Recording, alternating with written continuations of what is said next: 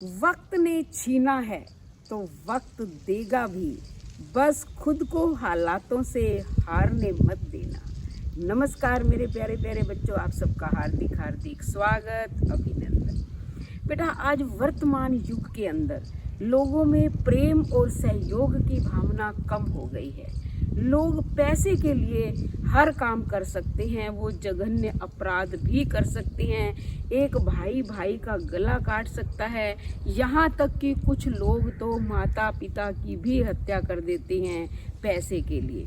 जबकि भगवान की इस बनाई हुई सृष्टि में मनुष्य सबसे सुंदरतम रचना है, धन नहीं है। भगवान विष्णु की पत्नी है लक्ष्मी, लेकिन भगवान विष्णु ने लक्ष्मी का कभी उपभोग नहीं किया।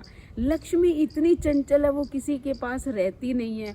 फिर मनुष्य क्यों लड़ रहा है, क्यों लक्ष्मी के पीछे भाग रहा है? कुछ लोग तो विदेश चले जाते हैं, यानी कि देश से पलायन कर जाते हैं, फिर अपने देश में वापस लौटने का नाम भी नहीं लेते हैं।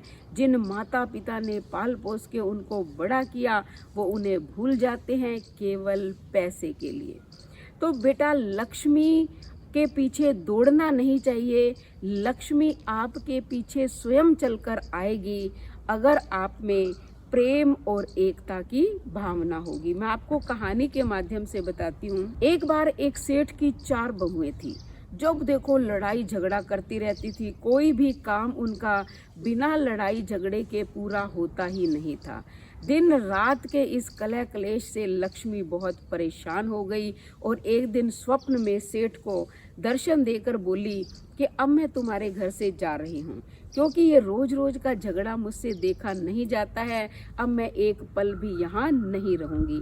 सेठ जी उसके चरणों में गिर गए और कहा कि माँ, मैं तो तुम्हारा अनन्य भक्त हूँ, आप मुझे छोड़कर क्यों जा रही हो? लक्ष्मी जी ने कहा कि तुम्हारे घर में ये रोज झगड़ा होता है और इस लड़ाई के वातावरण के अंदर मैं एक पल नहीं रहूँगी, ये मैंने निश्चय कर लिया है। अब मेरा जाना निश्चित हो गया है।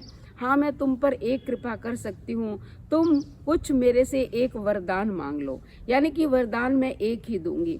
सेठ ने कहा ठीक है माँ, आप मुझे वरदान देना चाहती हैं तो ऐसा वरदान दो कि मेरे परिवार में प्रेम और एकता का वातावरण रहे। लक्ष्मी जी ने तथास्तु कहा और ये वरदान देकर चली गई। अगले दिन से ही सेठ ने देखा उनके घर में प्रेम और एकता का वातावरण हो गया। सभी लोग एक दूसरे का सहयोग करने लगे। जो बहुएं दिन रात लड़ाई झगड़ा करती थी, वो मिलजुल के काम करने लग गई और प्रेम से एक दूसरे के साथ व्यवहार करने लग गई।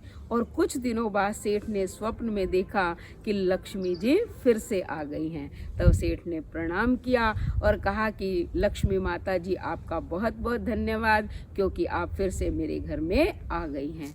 तब लक्ष्मी माँ ने कहा कि मेरा धन्यवाद करने की कोई ज़रूरत नहीं है। जहाँ प्रेम और एकता का वातावरण होता है, वहाँ मैं स्वयं चली आती हूँ, दौड़ी चली आती हूँ। इसलिए बेटा, लक्ष्मी के पीछे मत दौड़ो, घर में प्रेम, स्नेह, सहयोग और एकता का वातावरण रखो, तो लक्ष्मी जो है स्वयं प्रसन्न होकर अपना कृपा प्रसाद आप पर बनाए रखेगी। तो कैसी लगी कहानी? अगर कहानी पसंद आए तो चैनल को सब्सक्राइब करें, लाइक और शेयर करें, कमेंट करें और बेल आइकन के बटन को दबाएं ताकि अगली कहानी का नोटिफिकेशन सबसे पहले आपको मिले। धन्यवाद।